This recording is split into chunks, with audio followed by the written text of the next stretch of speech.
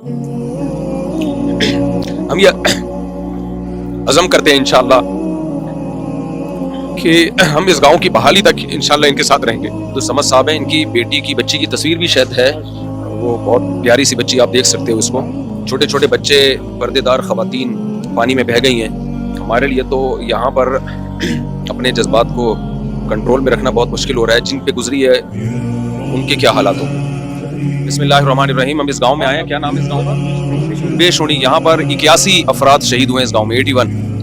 تو یہ لوگ ذرا اس کی تفصیل بتائیں گے. آپ بسم اللہ الرحمن الرحیم. مولانا صاحب، سب سے پہلے تو آپ لوگوں کا بہت بہت شکریہ. اس ٹائم ہمارے اوپر قیامت گزر رہی ہے، آپ لوگ ہمارے پاس آتے ہیں، ہمیں ٹائم دے دیتے ہیں، یہ ہمارے لیے بہت بڑی بات ہے. دوسرا یہ کہ یہ ایک ہمارا چھوٹا سا گاؤں ہے، 150-200 گھر ہوں گے ٹوٹل. یہاں پہ 81 افراد کی شہادت ہو چکی ہے. اس میں ہمارے 8 بندے ابھی تک مسنگ ہیں. کہ اس میں ایک میری چھوٹی بھتیجی تھی جو مولانا صاحب کی بیٹی تھی، وہ ایک مسنگ ہے ان 8 شہداء کے اندر. اور جب یہ حادثہ ہوا تو ایک قیامت سا سما تھا.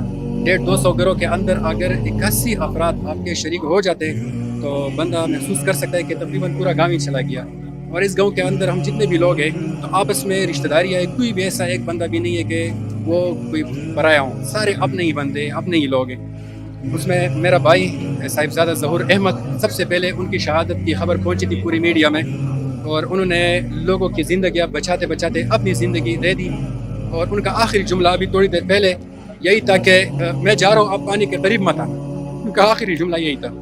بس یہ کہ اس ٹائم جو ہم کڑے، یہ میرے کزنز ہیں، ان کی وائف میری ماموں زاد بھی تھی، ان کے 2 بیٹیاں، ان کی بھابھی، ان کی والدہ صاحبہ، پھر میرے ایک ماموں، پھر دوسرا ماموں، پھر تیسرا ماموں، پھر ماموں کے ایک بیٹا، دوسرا بیٹا، پھر نانی، پھر پوپی، پھر خالہ، اور کرتے کرتے گنتے جائے.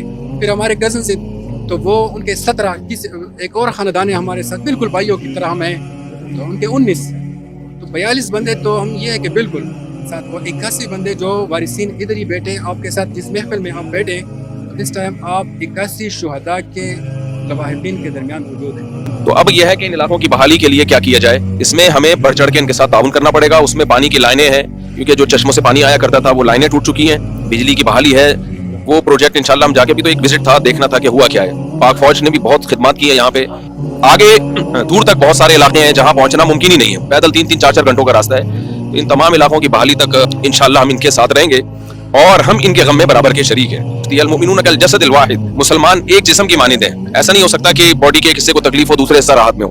اس وقت پورا ملک جو ہے وہ غم میں ہے، اور پورا ملک اس غم میں اپنے KPK کے ان بھائیوں کے ساتھ برابر کا شریک ہے.